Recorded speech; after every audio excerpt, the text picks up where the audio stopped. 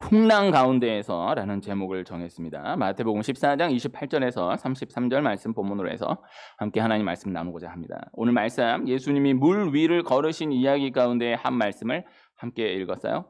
예수님이 물 위를 걸으신 말씀 안에 베드로가 물 위를 걸은 말씀이 담겨져 있습니다. 예수님이 물 위를 걸으신 말씀은 마태복음, 마가복음, 요한복음 이렇게 세 군데에 나오는데 베드로가 물 위를 걸은 말씀은 마태복음에만 나와요.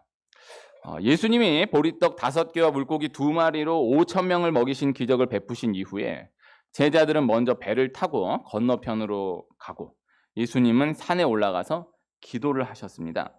그런데 제자들이 바람으로 인해서 어려움을 당하게 되는 거예요. 그때 예수님이 그 물 위를 걸어서 제자들에게 오시는 것이죠. 제자들이 멀리서 보면서 유령이라 하면서 무서워하니까 예수님이 즉시 안심하라. 나니 두려워하지 말라. 이렇게 말씀하십니다. 그 말씀을 듣고 베드로가 예수님께 요청하는 거예요. 나를 명하사 물 위로 오라 하소서. 예수님이 오라. 네, 허락하세요. 베드로가 예수님 말씀 듣고 물 위를 걸어서 예수님께로 갑니다. 그러나 바람을 보고 무서워 빠져가 소리를 질러서 주여 나를 구원하소서 외치는 거예요. 예수님이 손을 내밀어 붙잡으시고 말씀하신 말씀에 믿음이 작은 자여 왜 의심하였느냐. 그리고 베드로와 함께 배에 오르니 배에 있던 사람들이 예수님께 절하며 진실로 하나님의 아들이로소이다 고백하는 것입니다. 오늘 말씀인데요. 참 귀한 말씀이고 또 참 많은 것을 담고 있는 말씀이에요. 전체 상황을 두고 말씀을 생각해 보기보다는 오늘 베드로가 물 위를 걸은 그 상황에 초점을 맞추어서 함께 말씀을 생각해 보고자 하는 것입니다. 베드로가 예수님의 수제자예요. 참 귀한 사람입니다. 예수님의 수제자라는 표현이 성경에 담겨져 있지는 않지만은 제자들 소개할 때마다 예수님이 항상 가장 먼저 베드로가 항상 기록되어 있는 것을 보면 히브리 문화 가운데에서 베드로가 수제자이다라는 것은 누구도 부인하지 않아요. 참 귀한 사람이고 귀한 제자인데 그러나 또 한편 성경 말씀을 보면 베드로의 참 아쉬운 부분도 많이 볼 수 있는 거예요. 성경학자들이 이렇게 얘기하는 것을 많이 봤어요. 정말 성경이 거짓이다라고 한다면은 베드로가 자기 그렇게 부끄러운 얘기들을 다 그렇게 성경에 기록해 놓았겠냐고. 다 그거 빼라고 하지 않았겠냐고. 참 너무 부끄러운 얘기들을 많이 기록하고 있으니까요. 오늘 말씀에서도 베드로의 인간적으로 보면은 부끄러운 모습을 발견할 수 있는 것이 사실인데 그러나 바람을 보고 무서워 빠져갔다. 무서워 빠져가면서 주여 나를 구원하소서 이렇게 외쳤다라는 그 상황보다는 그보다 우선하여서 우선은 물 위를 걸었다는 거 아닙니까? 네, 물 위를 걸어봤다라는 거 아닙니까? 이것이 중요하다라고 할 거예요. 우리 말씀을 그대로 믿는다라고 한다고 하면요. 일단 예수님이 물 위를 걸었다라는 것을 믿어야 할 것이고 그리고 정말 말씀 믿는다라고 한다면 예수님 제외하고 물 위를 걸어본 사람은 베드로밖에 없는 거잖아요. 그러니까 베드로가 물 위를 걷다가 빠졌다라는 것에 초점을 두기보다는 우선은 어쨌든 물 위를 걸었다. 물 위를 걸어보았다. 이것이 진짜 대단한 거 아닙니까? 말씀 믿는다라고 하면은 그만큼 1m라도 걸어본 사람이 있겠어요? 얼마인지는 모르지만 아직 예수님 먼 곳에서 오고 계셨는데 예수님 오라 하시니까는 베드로가 뛰어들어 가지고 예수님 보다가 물 위를 걸어갔다라는 것이 참 귀한 거예요. 그래서 이 물 위를 걸었다라는 것은 너무너무 참 귀한 건데 대단한 건데 그러나 이제 오늘 말씀은 이 물 위를 걷다가 빠져들어간 그러나 다시 예수님 또 건져내신 이 상황을 조명해 보면서 많은 것들을 생각해 보고자 하는 거예요. 우리가 이 땅을 살아갈 때 이 땅에서의 여정을 성경은 광야로 비유하기도 하고 또 나그네로서 여행으로 비유하기도 하고 또 전쟁으로 비유하기도 합니다. 네, 다 광야, 여행, 전쟁 그 각각의 초점 맞춰 생각해 보면은 우리 각각의 상황 가운데에서 어느 정도 동의가 되는 부분들이 있지 않습니까? 오늘 말씀에 초점을 맞추어서 조명해 보면 이 땅에서의 여정을 이 베드로가 예수님 바라보면서 물 위를 걷는 이 장면으로 집중 조명해서 생각해 볼 수 있다라는 거예요.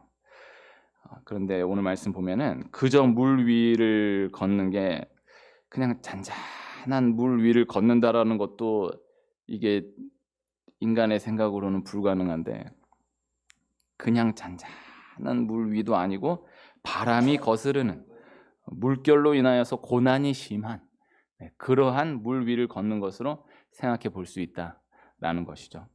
마가복음에서는 바람이 거슬러 힘겹게 노를 저었다라고 표현하여서 말씀하고, 요한복음에서는 큰 바람이 불어 파도가 일어났다 이렇게 말씀하고 있어요. 그러니까 이 말씀을 우리를 한번 이렇게 상상을 해보면은 예수님이, 글쎄 저는 이 그림으로 표현된 걸 몇 군 이렇게 본 적이 있는데 그렇게 와닿게 표현됐다라고 생각되진 않았어요.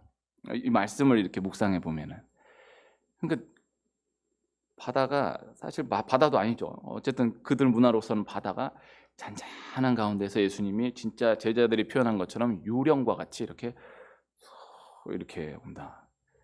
그 얼마나 무서웠겠어요. 근데 말씀에 분명 표현된 거로는 예수님이 그냥 잔잔한 물을 이렇게 걸으신 것이 아니고, 이게 막 파도가 막 어마어마해. 그러니까 이걸 그려보면 예수님이 그냥 물 위를 걸으신 게 아니에요. 예수님이 생각해 보면 참 아주 멋있게, 네?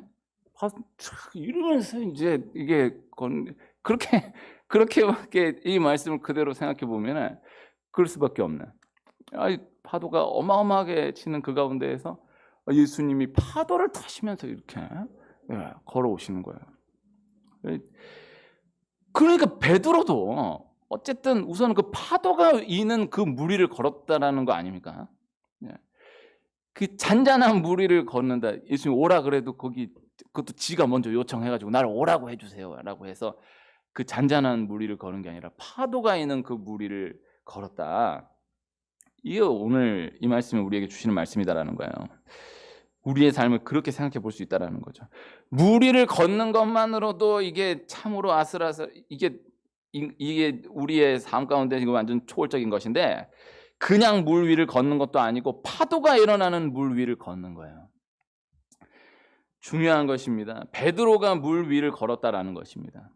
그런데 베드로가 예수님을 보고 물 위를 걸었을 때는 물 위를 걸었다라는 거예요. 그런데 베드로가 바람을 보고 무서워 빠져갔다라는 것입니다. 그리고 베드로가 예수님께 소리 질러서 주여 나를 구원하소서 외쳤을 때 예수님 손을 내밀어서 붙잡아 주셨다라는 거예요. 그리고 다른 말씀 하시지 않고 믿음이 작은 자여 왜 의심하였느냐, 늘 말씀하셨던 말씀, 이 한 가지, 이 믿음 말씀, 이 한 가지를 이때 다시 말씀하셨다라는 거, 이것이 오늘 말씀이에요. 그래서 우리의 삶을 그렇게 비유로 생각해 볼 수 있다라는 것이죠. 물 위를 걷는 거예요. 근데 그냥 물 위를 걷는 게 아니라 파도가 있는 물 위를 걷는 거예요. 예수님 바라보고 걸으면은 물 위를 걸어요. 믿으시는 은혜가 있기를 축복해요. 그리고 정말 믿음 생활 하다 보면요, 그래 물 위를 걸었다, 딱 이렇게 직접적으로 표현하기 어렵다 할지라도 정말 하나님과의 1:1 관계 가운데서 놓고 보면 하나님 그때 진짜 난 물 위를 걸은 거예요. 이거 누구한테 말하기 어려운데 나 진짜 물 위를 걸은 거예요. 그때 그냥 물 위를 걸은 게 아니라 정말 파도가 이거 한 걸음이라도 가겠나 싶은데 진짜 그때 내가 돌아보면 정말 주님만 바라보고 물 위 걸었다. 내가 다시 하라 그러면 못하겠다. 정말 그때 진짜 하나님만 바라보고 물 위 걸었다. 이렇게 표현되는 구간이 있을 거예요. 그 인생을 그렇게 비유할 수 있다는 거예요. 그 파도가 있는 물 위를 예수님만 바라보면서 걷는 거예요. 그러다가 파도가 너무 세니까 바람 보다가 잠깐 보다가 빠져들어가는 거예요. 그때 다시 주여 나를 구원하소서 외치고 예수님 다시 붙잡아 주시면 또 다시 예수님하고 이렇게 걷고, 이게 인생의 여정이다. 이렇게 비유할 수 있는 거예요. 그러니까 계속 예수님만 보고 물 위를 걷는 거예요. 파도를 보면 안 돼. 이 말씀 그대로 믿는다라고 하면은 파도가 있는 물 위를 걷는 거나 잔잔한 물 위를 걷는 거나 그거나 그렇지 않습니까? 정말 그대로 믿는다라고 하면 파도가 있는 게 중요한 게 아니에요. 어차피 물 위를 걷는 게 기적이에요. 그러니까 파도를 보면 안 돼요. 바람 보면 안 되는 거예요. 예수님만 보는 거예요. 난리가 쳐도 어차피 물 위를 걷는 거예요. 그러니까 예수님만 바라보고 그러다가 또 살짝 삐끗해서 또 자빠지면은 빠져 들어가면 바로 뭐 다른 머리 계산하지 말고 주여 나를 구원하소서. 또 다시 잡아주시면 또 다시 예수님만 보고 물 위를 걸어가고. 믿으시는 은혜가 있길 축복해요. 단순한 말씀인데요. 그러나 현장을 그려보면서 적용적으로 생각해 보면은 절대 쉽지 않은 말씀이에요. 그러나 그럼에도 너무나 분명한 말씀인 것을 부인하기가 어려운 말씀인 것입니다. 예수님을 바라본다라는 것입니다. 예수님만을 바라본다라는 것입니다. 예수님을 향한 믿음을 굳게 붙든다라는 것입니다. 예수님을 향한 믿음만을 굳게 붙든다라는 것입니다. 제가 오늘 주보에 찬양 가사를 하나 적어놨는데 주님을 신뢰해라는 찬양이 있거든요. 그 가사 주보에 좀 적어놨어요. 주님을 신뢰해 큰 환난 중에도 큰 시험 중에도 그 선하심을 믿네. 주님을 신뢰해 큰 고통 중에도 실패했을 때에도 그 선하심을 믿네. 주님을 신뢰해 늘 동행하시며 늘 변함없으시니 주님만 의지해. 주님을 신뢰해 늘 동행하시며 늘 변함없으시니 주님만 의지해. 내가 사망의 음침한 골짜기로 다닐지라도 불평하지 않고 절망하지 않으리라. 신뢰함으로 원수를 묶으리. 나의 믿음의 고백으로 넘어지지 않고 이렇게 외치리라. 주님을 신뢰해 큰 환난 중에도 실패했을지라도 주님만 의지해. 나의 가는 길 주님께서 하시니 단련된 후에는 내가 정금같이 나오리라. 주 신뢰해. 신뢰함으로 원수를 묶으리. 나의 믿음의 고백으로 넘어지지 않고 이렇게 선포하리. 주님을 신뢰해. 주님을 신뢰해. 큰 시험 중에도 나의 선한 목자 예수 그리스도 항상 좋은 것으로 내게 채우시는 분임을 믿네. 주 신뢰해. 이게 이런 가벼운 찬양이 아니고 이제 성가 찬양이거든요. 찬양대의 찬양인데요. 저 가까운 한 분이 얼마 전에 소중한 간정으로 해주신 이야기가 있는데 이분이 이제 저하고 나이가 비슷해요. 2년여 전에 하시던 일이 어려워져서 완전히 길바닥에 나앉게 되었다라는 거예요. 이분이 성가대 파트장으로 봉사를 하시는데 도저히 봉사를 할 수가 없게 되어서 그때가 11월이었는데 제가 아무래도 당분간은 성가대 봉사가 어려울 것 같습니다. 이렇게 얘기하고 다른 분에게 파트장을 부탁하고 이제 그 주가 마지막 찬양이다 하고 찬양을 드렸는데 그때 그만둘 때 찬양이 요 기록한 주님을 신뢰해라는 찬양이었다라는 거예요. 그러면서 마지막 본인은 이제 하나님 앞에 일단은 이 구간에서는 마지막 찬양이다 찬양하면서 하나님 제가 봉사는 못하지만은 이 찬양대로 그래도 주님 꼭 놓지 않겠습니다. 꼭 이게 회복되게 해주세요. 이렇게 기도했다라는 거예요. 근데 그리고 나서 2년여가 지나서 아직도 어렵지만은 그래도 좀 회복되어서 2년 넘어 만에 올해 1월에 다시 성가대를 들어가서 파트장 봉사를 다시 시작하게 되었다라는 거예요. 근데 그때 부른 첫 찬양이 이 주님을 신뢰해라는 찬양이었다라는 거예요. 너무 신기하지 않습니까? 이게 이 찬양이 너무 귀한 찬양인데 그래도 그렇게 자주 부르는 찬양은 아니거든요. 근데 이분이 자기 그만둘 때 찬양이 주님을 신뢰해였는데 그 2년여 동안 자기 분량 가운데서는 그래도 주님 놓치지 않아야지 하고 해서 그래도 이제 다시 시작해야겠다. 근데 첫 찬양이 주님을 신뢰해였다. 너무 큰 응답으로 은혜를 받았다라는 거예요. 제가 이거 좀 고민하다가 좀 나누는 건데 제가 오늘 새벽에 우리 이런 얘기를 들으면은 부담을 가지지 마시고 그냥 이렇게 그냥 들으시면 됩니다. 네. 상황을 얘기 드려야 돼요. 지난 주일 새벽하고 오늘 새벽하고 새벽 기도를 아무도 안 왔어요. 이게 주일 새벽에 아무도 안 온 게 지난주에 보니까 7년 2개월 만이더라고. 코로나 때 교회 완전히 문 닫았을 때는 뭐 어쩔 수 없었으니까 빼고 꼭 한 명이라도 왔거든요. 근데 안 왔었는데 오늘 내가 새벽에 나 혼자 이제 기도하면서 진짜 오랜만에 저 섬겼던 교회를 일부 예배를 갔어요. 가서 이제 멍청하게 이제 이렇게 있는데 성가대 찬양한다라는 거예요. 성가대 찬양하는데 근데 주님을 신뢰해가 나오는 거예요. 이게 내가 어제 설교 다 써놓고 이게 지금 이게 절대 자작이 아닙니다. 이게 내가 다 설교 다 써놓고 그래도 이 찬양을 꼭 나누면 좋겠다 해서 내가 다 완성해놨는데 오늘 내가 딱 하는데 이 찬양이 그게 딱 터진데 너무 나 혼자 이런 거 얘기하기 너무 아까워 진짜 정말. 이 주님을 신뢰라는 이 찬양을 얘기해 준 이분 나하고 정말 가까운 분인데 자기 너무 소중한 감정이다라면서 이거 내가 지금 허락받고 얘기하는 거야. 내가 우리 교인들하고 이거 나눠도 되겠냐. 그래서 내가 오늘 꼭 나누면 좋겠다 해서 한 주간 준비하면서 근데 그 찬양이 오늘 아침에 내가 듣고 새벽기도 누구 왔으면 못 갔을 거란 말이에요. 근데 내가 아무도 안 오니까 그 시간 기도하고 간 건데 그 찬양을 보고 이야 이거 뭐 같지 않습니까? 네, 주님을 신뢰해. 오늘 이 은혜가 전달되는 은혜가 있기를 축복해요. 우리 각각의 상황 가운데에서 어려울 수 있어요. 이해되지 않는 일들이 일어날 수 있어요. 그러한 상황의 이야기를 들으면은 뭐 어떤 말도 함부로 하기가 어려워요. 그러나 그래도 믿음은 놓치면 안 되는 거예요. 그것만은 분명한 거예요. 한 주간 동안 말씀을 두고 고민하며 준비하면서 오늘 좀 지난 주간 동안의 이야기를 조금 나누어도 괜찮지 않을까 하는 생각에 좀 나눠봅니다. 지난 주간에 우리 집사님 가정에 장례가 있었어요.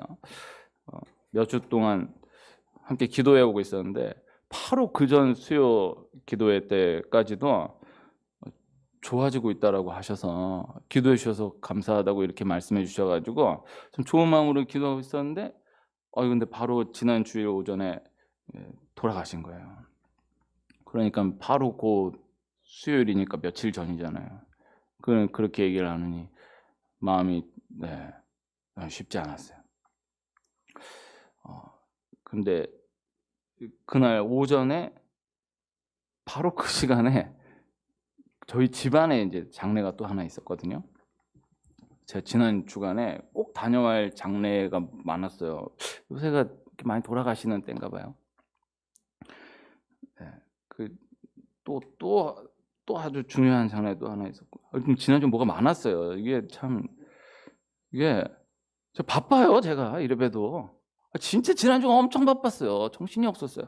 교회 인테리어 계속하고 있잖아요. 내가 그거 하나하나 그 페인트 칠할 때도 내가 인테리어 누가 나한테 물어보신다면요 맡기고 하면 안 된다고 생각해. 계속 있어줘야 돼. 그거 있어주고 그분들이 다 잘해주시는데 그래도 그거 내가 얘기 안 했으면 그거 넘어갈 뻔한 게 너무 많아. 이거 다 이렇게 해서 그것도 계속 하죠. 그것도 시간 아슬아슬하게 맞춰. 꼭 제가 있을 때 그거 잠깐만 볼 수 있으면 좋겠다 해서 이렇게 맞춰. 또 노회에 있었고 또 뭐 많았어요. 이렇게 그래도 시간 딱딱 해가지고 성경 공부하는 거 2개 기가 막히게 시간 맞아 떨어져서 다 했어요. 어쨌든 지난 주일 오전부터 이제 또 하나 저희 집안 장례가 있었는데 저희 고모부가 돌아가셨어요. 저희 아버지가 일남 7녀인데 고모가 7분이에요. 아버지 위로 1분 큰 고모 계시고 그리고 아버지 아래로 6분 고모, 아버지 여동생 6명. 그래서 이제 그 가운데 5번째 고모부가 돌아가신 거예요. 이제 환갑 막 지났는데 돌아가셨어요. 저 고모부들 저를 다 너무 잘해주시는데 그분은 참 많이 가까웠던 분이에요. 제가 초등학교 2학년 때 이제 5째 고모가 결혼하셔서 그때부터 만나서 지냈는데 한 동네에서 산 적도 있고 또 제가 어린데도 저를 상당히 이렇게 어른으로 대해주면서 오랜 시간을 함께했어요. 또 잘 놀아주시고 사춘기 때 어려울 때 또 우리 고모부가 또 많이 잡아주시고 그랬어요. 또 나도 야구 보는 걸 좋아하는데 고모부도 야구 보는 걸 좋아하셔서 같이 야구장에도 이 고모부는 LG 트윈스의 정말 팬인데 LG 우승 94년 이후로 결국 우승하는 거 다시 못 보고 돌아가셨어요. 그거 LG 우승하는 거 이렇게 했는데 쉽지 않아요. 근데 참 잘 대해주신 분인데 돌아가셨어요. 제가 지난 주간에 우리 교회 유튜브에 제 설교 하나를 올려놨거든요. 다섯 번째 고모부가 섬기시는 교회에서 저를 불러주셔 가지고 그 교회에서 했던 설교인데요. 개척하고 장안동에서 개척하고 1년 정도 됐을 때 우리 다섯 번째 고모부가 섬기시는 교회 몇 분하고 함께 와주신 적이 있었는데, 그렇게 연결돼서 그 교회 오후 예배를 지난 2월에 다녀왔어요.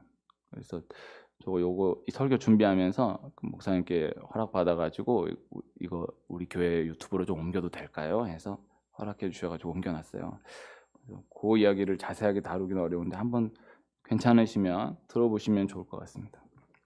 저희 공업은 이제 간이 안 좋으셔서 돌아가셨거든요. 근데 이제 너무 슬픈 것이 간을 이식하면은 살 수 있다고 하는 거예요. 근데 그 공업부 이게 아들 하나 딸 하나 이렇게 있는데, 저희 아버지가 1남 7녀인데 그 8가정이 전부 아들 하나 딸 하나예요. 저희 할머니가 이 딸 하나 낳고 아들 하나 낳고 그다음 아들 하나를 그래도 더 얻었으면 하는 마음으로 낳았는데 6이 딸 나왔잖아요. 그게 이제 한이 돼서 하나님께 딸이 너무 귀한데 그래도 내 자식들은 꼭 아들 하나 딸 하나 다 있으면 좋겠다라고 그렇게 기도하셨는데, 이게 확률적으로 쉽지 않잖아요. 근데 8이 전부 다 아들 하나 딸 하나. 저도 여동생 하나 있으니까 아들 하나 딸 하나 아들 하나 딸 하나 해서 그 32명의 이 8세트가 완성이 된 거예요. 근데 거기에 이제 처음으로 이제 하나 빠지게 되는 건데, 세상에 1, 2, 3, 4번이 5번이 다 멀쩡하게 건강하게 살아 계신데 5번 공부가 가셔버렸으니. 근데 그 아들이 저 사촌 동생이죠. 아버지에게 간을 이식해 주었어요. 근데 간 이식해서 수술을 잘 됐다라고 하는데, 그래 놓고는 뭐 나 모르니까 뭐 몇 번을 이렇게 들었는데도 모르니까 사고가 있었는지 어쩐지 뭐 하나님 뜻이겠죠. 분명히 수술 잘 됐다라고 했는데 다른 어려움이 왔는지 수술 끝나고 3주 만에 돌아가신 거예요. 그럼 그 아들은 그 간을 아직 30도 안 되는데 이 70%를 잘랐어요. 그럼 그 수술하면은 그렇게 이식을 떼어준 그 사람도 한 달은 누워 쉬어야 한다는데 3주 안 돼 가지고 아버지 장례가 났으니 상주로 또 그 장례를 치르는데, 고모가 남편 돌아가신 것도 돌아가신 건데 아들이 지금 누워 쉬어야 되는데 2박 3일을 이게 장례 이게 얼마나 쉽지 않아요. 그러니까 아슬아슬한 거예요. 근데 그때 그 수술을 앞두고 제가 그때 그 수술을 앞둔 그 주에 그 교회 설교 갔다 온 거거든요. 참 그거 다 지나고 돌아보니 그때는 그렇게 생각 안 했는데 그냥 격려하는 차원에서 저 시켜줬다고 생각했는데, 야 어떻게 결과가 이렇게 됐구나 많은 생각을 했어요. 근데 그 수술 앞두고 그 아들 딸이 저의 사촌 동생 둘이 서로 자기가 수술하겠다고 자기 간 자기가 띄겠다고 그렇게 몇 날 며칠을 싸운 거야. 근데 그래도 아들이 낫지 않겠냐. 그래서 아들이 한 거예요. 근데 수술하면은 살 수 있다라고 해서 했는데 결과가 그렇게 되니까 너무 슬픈 거예요. 그 교회 담임 목사님이 처음부터 마지막까지 모든 장례 예배를 다 집례해 주셨는데 입관 예배 때 기도 중에 그렇게 기도하시더라고요. 그 아들 저희 사촌 동생 기도하면서 이 아들이 효자입니다. 하나님, 효자에게 허락하신 복을 분명히 약속하셨으니 하나님께서 이 아들의 앞길 복되게 열어주실 줄로 믿습니다. 이렇게 기도해 주시는데 나 혼자 내가 너무 큰 위로가 되더라고요. 이게 나 혼자도 그거 오랫동안 기도하면서 야 이게 뭘까? 그냥 돌아가신 놈 결과적으로는 오히려 수술을 안 했으면 그렇게 갑자기 또 안 돌아가신 거예요. 몇 달 오히려 살다 가시지. 그리고 수술하면은 살 수 있다고 그걸 얘기하니까 이 아들은 이 아들대로 간 70%를 그렇게 떼줬는데 아니 살아도 그렇게 막 기쁨 막 그게 아닐 것 같은데 이렇게 돌아가셔 버리면 이게 뭔가 했는데 근데 목사님 그렇게 기도하시니 정말 귀하신 목사님 장례 내가 너무 큰 은혜를 받았어요. 좀 만져지더라고요. 마지막 그 아들 그 상주가 다 장례 마지막 끝나고 교인분들하고 친척들 한 50여 명 앞에서 인사하는데 할 수 있는 만큼을 다 했습니다. 사람의 힘으로 안 되는 것이 참 많다라는 것을 알았습니다. 그러면서 그러나 저는 이 결과가 나쁜 결과라고 생각하지 않습니다. 저희 아버지께서 하늘에서 기도하시는 대로 기도하며 살아가겠습니다. 이렇게 이야기하더라고요. 제가 너무 대단하다라는 생각을 했어요. 얘기를 그래서 고민하다가 꼭 나누어도 괜찮지 않을까 해서 나누어요. 로마서 8장 35절에서 39절 말씀 좀 길지만 제가 읽어드리면 누가 우리를 그리스도의 사랑에서 끊으리요 환난이나 곤고나 박해나 기근이나 적신이나 위험이나 칼이랴 기록된 바 우리가 종일 주를 위하여 죽임을 당하게 되며 도살당할 양같이 여김을 받았나이다 함과 같으니라. 그러나 이 모든 일에 우리를 사랑하시는 이로 말미암아 우리가 넉넉히 이기느니라. 내가 확신하노니 사망이나 생명이나 천사들이나 권세자들이나 현재일이나 장래일이나 능력이나 높음이나 깊음이나 다른 어떤 피조물이라도 우리를 우리 주 예수 그리스도 안에 있는 하나님의 사랑에서 끊을 수 없으리라. 아멘. 참 어렵지만 그러나 하나님이 나를 사랑하신다라는 것은 확실한 것입니다. 하나님이 나를 사랑하신다라는 믿음을 놓치면 안 되는 거예요.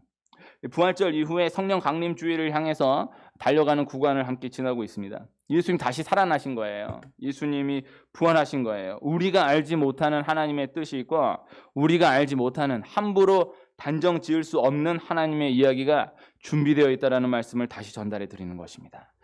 너무 어려운 때에는 다른 무엇을 하려고 하지 말고 다른 무언가를 바라보려고 하지 말고 단순하게 하나님만 꼭 붙들고 하나님만 바라보며 나아가는 것이 귀한 거예요. 베드로가 바람을 보면 안 되는 거예요. 물결을 보고 파도를 보면 안 되는 거예요. 그럼 바로 물에 빠지는 거예요. 예수님만 바라보고 가야 되는 거예요. 또 물결보다 빠지면은 또 바로 주여 하고 건짐받고 또 다시 예수님만 바라보며 가는 거예요. 찬양 하나를 더 소개해 드려요. 그 밑에 세 줄 또 기록해 놓은 게 있어요. 제가 읽을게요. 하나님이 날 참 사랑하시네. 하나님이 날 참 사랑하시네. 세월에 묻혀 또 현실에 갇혀 잊고 살다가도 그냥 살다가도 어느 날 문득 생각해 보면 하나님이 날 참 사랑하시네. 이 찬양은 이제 아주 조용한 찬양이에요. 혼자 부르는 너무 조용한 찬양인데 이 가사가 참 귀하지 않습니까? 가사도 귀한데 이 곡의 제목이 참 기가 막혀요. 이 제목이 맞다예요. 너무 기가 막히지 않습니까? 창의적이지 않습니까? 맞다. 그러니까 어떤 상황에서도 막 바쁘게 살든지 어느 문제에 파묻혀 살든지 어떤 상황 가운데에서도 맞다. 하나님이 날 사랑하시지. 요 하나만 기억해낼 수 있다라고 한다면은 그것으로 된 거예요. 그러니까 어떤 상황 가운데에서도 맞다. 하나님이 날 사랑하시지. 하나님이 날 참 사랑하시지. 이 하나만 놓치지 않으면 승리합니다. 우리 한 분 한 분 각 상황 가운데에 하나님이 나를 사랑하신다. 그 믿음 하나가 꼭 지켜지므로 또 한 구간 또 한 구간을 지나는 축복이 있기를 축복합니다.